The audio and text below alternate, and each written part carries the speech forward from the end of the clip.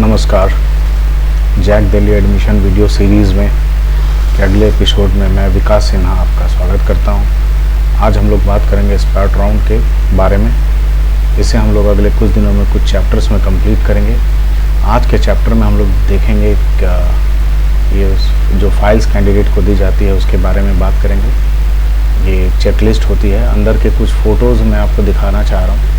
आज इस तरह के कुछ फ़ोटोज़ के बारे में हम लोग देखेंगे और ये देखेंगे कि कैसे जो स्पॉट राउंड है वो कैसे ऑर्गेनाइज़ की जाती है ऑडिटोरियम के अंदर, और वहाँ पर क्या क्या फैसिलिटीज़ और क्या कैसे कैसे ऑर्गेनाइजेशन होता है, इसके बारे में भी बात करेंगे।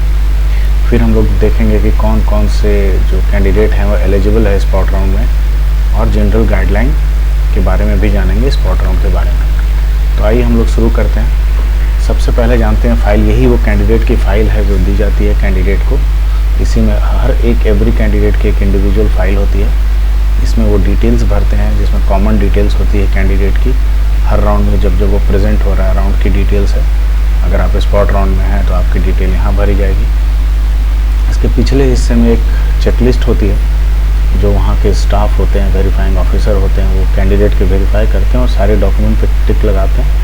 ये सारे कंप्लीट होने के बाद फ़ीस की भी डिटेल्स इसमें लिखी जाती है और फिर वेरीफाइंग ऑफिसर उस पर साइन करके फ़ाइल को आगे बढ़ा देते हैं ऑनलाइन पोर्टल पे एडमिशन के लिए। ये दोनों साइन होने के बाद ही एडमिशन पोर्टल पर कैंडिडेट लेकर के जा सकता है, ताकि उसका पोर्टल पे एडमिशन कंप्लीट हो सके। ये जब हम लोग एंटर करते हैं अम्बेडकर ऑडिटोरियम में, DTU के मैं बात कर रहा हूँ, वहाँ पर ये कूपन काउंटर है। लेकिन ये तो अभी राउंड 1, राउंड 2, राउंड 3 में कूपन काउंटर चलता है, लेकिन स्पॉट राउंड में कूपन्स नहीं मिलते। वो CRL रैंक से कैंडिडेट को बुलाया जाता है। ये वहाँ की गैलरी है। ये यहीं पर लोग खड़े होते हैं, वेटिंग एरिया होती है। इसी जगह पर वेटिंग एरिया बनाई जाती है और यहाँ पर बड़ी सी एक स्क्रीन लगाई जाती है। इस जगह पर एक बड़ी सी स्क्रीन लगाई जाती है, जो अंदर में जो स्क्रीन चल रही होती है, और इस स्क्रीन पर जो डिस्प्ले हो रहा होता है, हर सीट, हर ब्रांच का रैंक लिखा जाता है, और उस कैटेगरी और ब्रांच के हिसाब से रैंक लिखा जाता है। वो इस स्क्रीन पर भी देख सकते हैं। और अंदर की जो ऑडियो होती है, जो अनाउंसमेंट होती है, वो भी यहाँ पर आपको सुनाई देती है। अभी ये खाली लग रही है क्योंकि राउंड चल रहे हैं, लेकिन स्पॉट राउंड में काफ़ी भरा रहता है। यहाँ भी जगह नहीं रहती, काफ़ी सारे लोग इससे भी बाहर रहते हैं।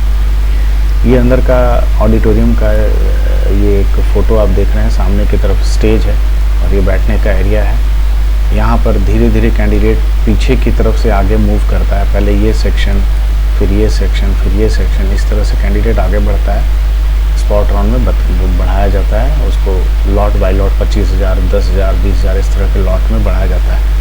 जैसे 20,000 के लॉट में 50 या 60 कैंडिडेट हैं तो उनको एक साथ एक जगह पर बिठाया, फिर उनको ऑर्डर में लगाया गया, फिर उनको प्रोसेस किया गया। अटेंडेंस भी होती है यहाँ पर। और ये वही स्टेज की ये जो सीन है अंदर के ऑडिटोरियम का है। इसी जगह पर एडमिशन्स होते हैं। ये सामने जो काउंटर आप देख रहे हैं, इसी जगह पर एडमिशन्स होते हैं। यहाँ पर करीबन 6 से 8 काउंटर इस तरह से बनाए जाते हैं, और हर कॉलेजेस के काउंटर यहाँ पे होते हैं। 4 कॉलेजेस हैं तो करीबन 6 से 8 काउंटर होंगे, और इन सब काउंटर्स पे एडमिशन होता है।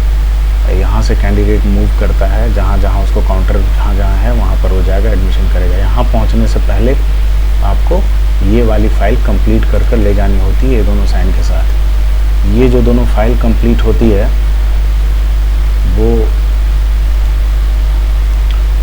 ये जो फर्स्ट रो होता है ऑडिटोरियम के सबसे पहला वाला रो होता है, रिजर्व होता है स्टाफ के लिए। यहीं पर वेरीफाई की जाती है।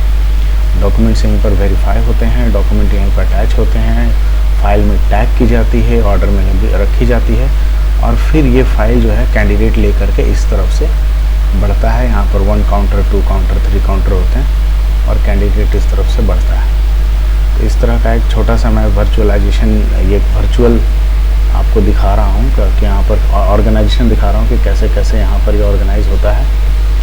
अगला जो हम लोग डिस्कस कर रहे हैं, फ़ोटो से आपको कुछ चीज़ें समझ में आ गई होगी। आप प्रिपेयर हो सकते हैं स्पॉट राउंड के लिए। स्पॉट राउंड आने में अभी समय है, लेकिन फिर भी मैं तैयारी आपको चाहता हूँ कि जिन लोगों का सीट अलॉटमेंट नहीं हो पाया है या नहीं होने की संभावना है, वो पहले से अपने आप को मेंटली प्रिपेयर रखें और तैयार रहें। अब हम लोग ये देखते हैं कि इसमें कौन कौन से लोग एलिजिबल है स्पॉट राउंड के लिए।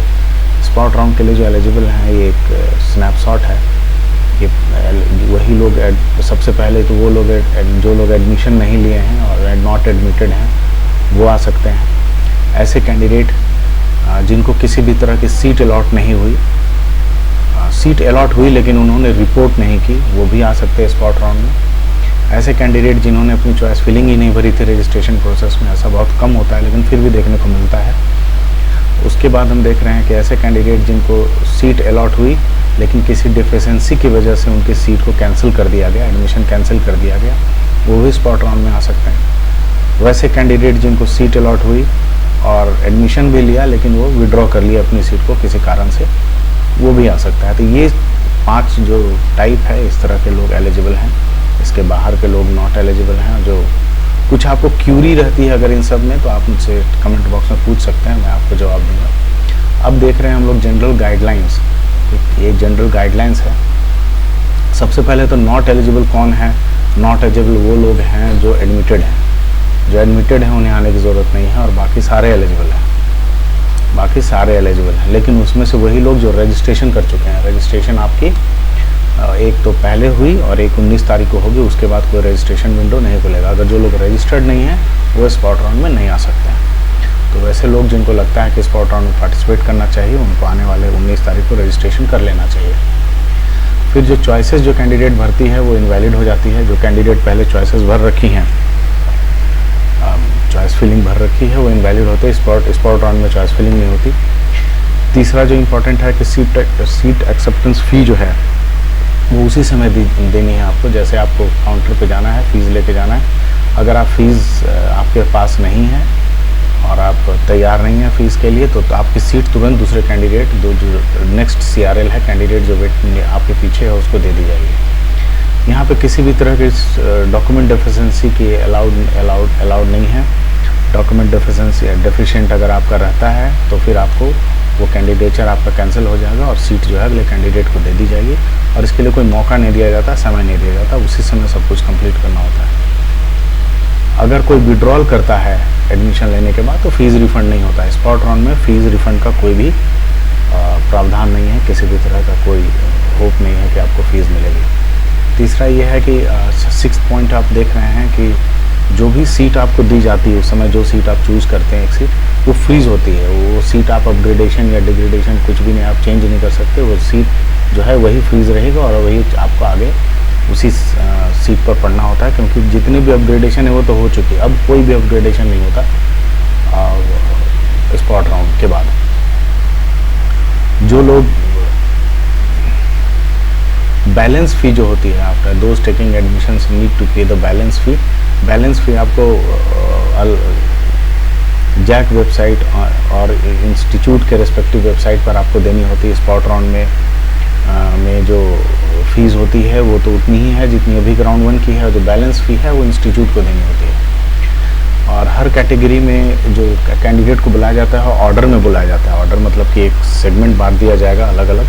पहले 20,000 से 30,000, 30,000 से 40,000, 40 से 50,000, 50,000 से 80,000 के सेगमेंट्स फिर कैंडिडेट को ऑर्डर में लगाया जाएगा। वो फिर उनकी अटेंडेंस ली जाएगी और फिर 1 by 1 कॉल होगा। वो अनाउंसमेंट हमेशा की जाती है कि इस बीच में जैसे रैंक नंबर 10,001 का एडमिशन हो रहा है, अगर कोई इससे ऊपर का है तो आगे आ जाए। इस तरह के अनाउंसमेंट चलते रहते हैं वहाँ पर। और जो भी कैंडिडेट है उनको फ़ीस और सीट एक्सेप्टेंस फ़ी उसी समय दी जाएगी। उसके लिए कोई एक्स्ट्रा टाइम नहीं दिया जाएगा आपको कि मैं आज ले आता हूँ, DD 1 घंटे में ले आता हूँ, ऐसा कुछ कोई नहीं रहता। तो आज के वीडियो में आज हम लोगों ने डिस्कस किया इन सब चीज़ें। अगले चैप्टर में हम लोग बात करेंगे टेंटेटिव सीट वैकेंसी की और टेंटेटिव डेट्स की, इसके बारे में डिस्कस करेंगे। अगर आपका मेरा वीडियो समझ में आ रहा है, पसंद आ रहा है, तो आप इसे लाइक करें, सब्सक्राइब करें, अपने दोस्तों को और इंजीनियरिंग एस्पिरेंट्स को बताएं।